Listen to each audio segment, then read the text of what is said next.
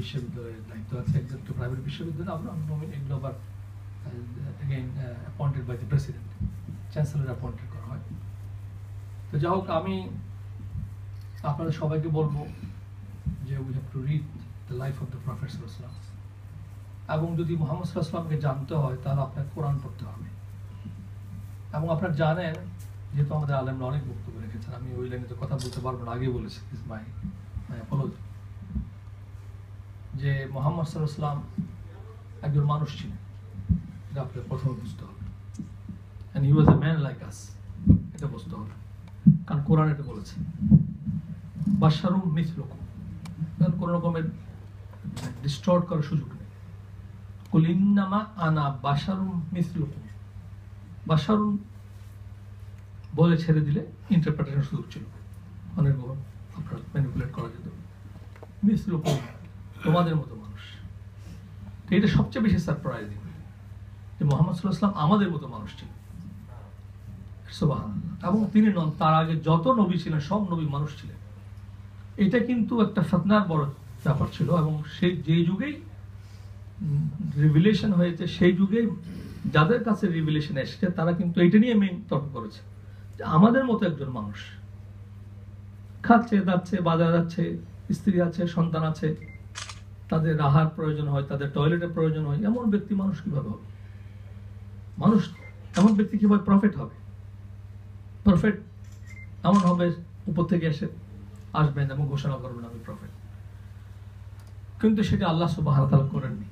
এই জন্যই করেননি কারণ সেটা আরো ফিতনার বেশি সৃষ্টি করত। আমরা কেউ অনুসরণ করতে পারতাম না, যেহেতু আমাদের মতো মানুষ নন, তিনি আল্লাহর পক্ষ থেকে এসেছেন, তাকে অনুসরণ করা সম্ভব। তিনি তো আমাদের মতো হিউম্যান বডি নিয়ে আসেন, আমাদের যে সমস্ত সিস্টেম রয়েছে, আমাদের সমস্ত ডিজায়ার রয়েছে, সেই ডিজায়ার তার ছিল না। অতএব তার সাথে পরীক্ষার আমরা কোন we cannot be at par with the Prophet sallallahu alaihi wasallam, we cannot follow him। অতএব সেই জন্য আল্লাহ তাআলা তার ইচ্ছায়, এবং যেটা আল্লাহ ইচ্ছা করেন সেটা আপনারা জানেন যে তিনি সবচেয়ে প্রাজ্ঞ, বিজ্ঞ, সমস্ত কিছু আমাদের তিনি শিক্ষা দিয়েছেন। তিনি এটা সিদ্ধান্ত নিয়েছেন যে মানুষকে নবী সে পাঠানো হবে। এবং মুহাম্মদ সাল্লাল্লাহু আলাইহি ওয়াসাল্লাম নবুয়ত প্রাপ্তি হয়েছে at the age of 40, আপনারা জানেন, এবং তিনি বেঁচে ছিলেন আরো 23 বছর, 63। আমি I had just crossed 63, March 15th March আমার বয়স হয়েছে। আমি এই বক্তৃতা যখন আরো 30 বছর আগে বক্তৃতা শুরু করেছি, অলমোস্ট 30 ইয়ার্স ধরে নিলাম। আমি ইংল্যান্ডে যখন পিএইচডি করেছি তখনও সেখানে আমাকে বক্তৃতা বলা হয়েছে। ইংল্যান্ডে পিএইচডি করার পরে আমি ইংল্যান্ডে বক্তৃতা দিয়েছি, তার বাংলাদেশে অসংখ্য প্রকার আলহামদুলিল্লাহ বক্তব্য রাখা শুরু হয়েছে। এই সুযোগ আল্লাহ আমাকে দিয়েছেন, প্ল্যাটফর্ম দিয়েছে আমাদের ছেলেরা, কিন্তু আমি বলার সুযোগ হয়েছে। যেন আমি ওই যারা প্ল্যাটফর্ম দিয়েছে তাদের কাছে, তাদের জন্য দোয়া করব।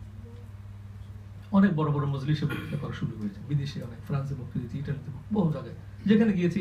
শুধু এই প্রোগ্রামে যাইনি, আমি সবসময় আমার সাইন্টিফিক প্রোগ্রাম নিই, আমি কোনো সময় কিন্তু শুধু এই প্রোগ্রাম আসিনি। এবারও প্রোগ্রাম আসছি, আমার ওয়াইফের একটা প্রোগ্রাম, সেটা প্রেজেন্টেশন, আমার 3টে ইউনিভার্সিটির ভিজিট আছে, কালকে 2টি, পরশুদিন একটি, চিবা ইউনিভার্সিটি, একটা আপনার সিজুকা।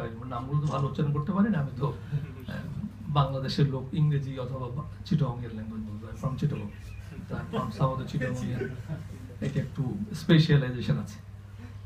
সবচেয়ে বেশি মানে স্টনিশিং ব্যাপার হচ্ছে, আশ্চর্যের ব্যাপার হচ্ছে, একজন মানুষ at the age of 40 তার প্রতি রিভিলেশন হল। এবং Stanley লেম্পুর, a great British historian, very famous historian, যার বই পড়েছে আমি জানি না তারা, তিনি একটা বই লিখেছেন ইসলামের উপরে। সেখানে খুব সুন্দর করে লিখেছেন যে মুহাম্মদ সাল্লাল্লাহু আলাইহি ওয়াসাল্লামের উপর কোরআন রিভিলেশন করার আগে ওই অঞ্চলে কোনো সভ্যতার ছোঁয়া লাগেনি। এটা বলেছে কিন্তু ব্রিটিশ হিস্টোরি, কোনো আমরা মুসলমান লাগে না, যে বায়াস্টনি আমাদের 1500। এবং তিনি কখন ইসলাম গ্রহণ করেননি।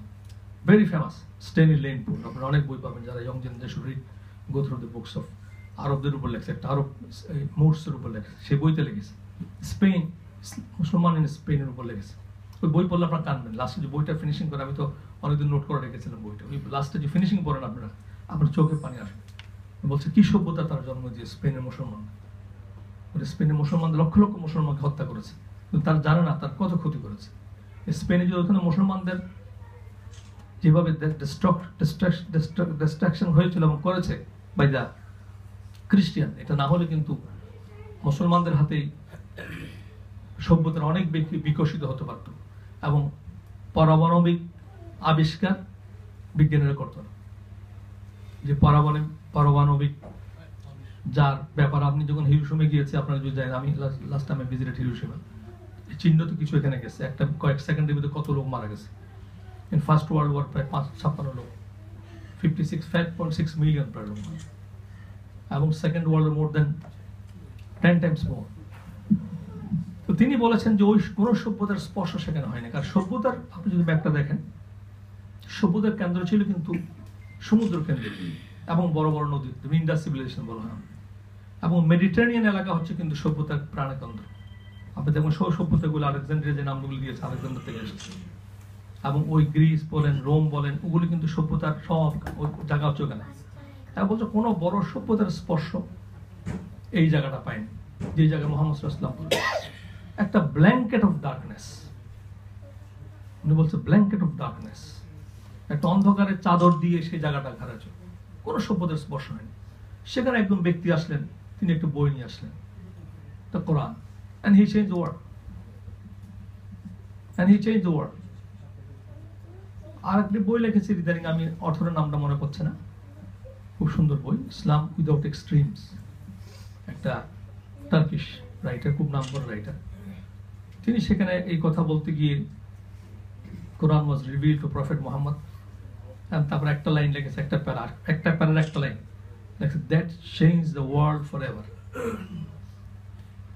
রাইটার বুঝুন কি ধরনের রাইটার সে, একটা এক্সপ্রেশন, একটা প্যারা, আপনার যেমন প্যারা আছে, একটা প্যারা শেষ, এই কথাটা লেগে একটা প্যারার একটা লাইন একটা প্যারা শেষ করেছে, and that changed the world forever. আপনি বিশ্বাস করতে পারেন যে মুহাম্মদ সাল্লাল্লাহু আলাইহি ওয়াসাল্লাম একজন মানুষ ছিলেন, তিনি নবী ছিলেন। He spent only 23 years of life, prophetic life, then he left the world and the change continued. এবং আজকের এই মুহূর্তে, এই সেকেন্ডে যতবার মুহাম্মদ সাল্লাল্লাহু আলাইহি ওয়াসাল্লামের নাম নেওয়া হচ্ছে, সূরা দোহা পড়েন তো সবসময় তাফসীর শুনেছেন আপনারা। আমি বলতে চাচ্ছি, আমি অনেক জায়গায় বলেছি, আপনি যেগুলো পড়েন আপনার কাছে এমনি ইটস এ মিরাকল, বলে মিরাকল কি জিনিস, this is a miracle, this moment পৃথিবীতে যত বেশি এই মুহূর্তে এই দিস টাইমে সমস্ত পৃথিবীতে যত বেশি পরিমাণ মুহাম্মদ সাল্লাল্লাহু আলাইহি ওয়াসাল্লামের নাম নেওয়া হচ্ছে, পৃথিবীর কোন ব্যক্তি, যত বড় ফিলোসফার, যত বড় সায়েন্টিস্ট, যত বড় দেশপ্রেমিক, যত বড় ন্যাশনাল লিডার, যত বড় জাতির পিতা, যেই জাতির হোক, কারো নাম নেওয়া হয়। It is only the name of the Prophet, peace be upon him, and that's the miracle, and that's enough for change a man. কেউ যে পরিবর্তিত হতে চায়, he wants to change himself, and that's enough to understand. It's a miracle. আপনি চিন্তা করতে পারবেন একটা ব্যক্তির নাম কত সম্মান করে মানুষ আজকে এই কার্টুন করছে, সেটা করছে, this is nothing, absolutely nothing. কেন করছে? বিকজ তাকে যে সম্মান দিয়েছে, এই সম্মানটা তার সহ্য হয়নি। তাদের হিংসা, তাদের প্রতিহিংসা, তাদের প্রতি আমাদের করুণা হয়। We feel pity for them. Those cartoons, I feel pity for them. অতএব তিনি বলেছে যে কোন সভ্যতার স্পর্শ ছাড়া একটি বই দিয়ে তিনি সমস্ত সভ্যতার ওই সময় অবস্থা পরিবর্তন করেছেন, এবং সেই সময় থেকে আপনি শুরু করেন এই পর্যন্ত আসে। এবং রাসূল ইসলামের ইন্তেকালের পরে প্রায় 500 ইয়ার্স আরব রুল করেছে।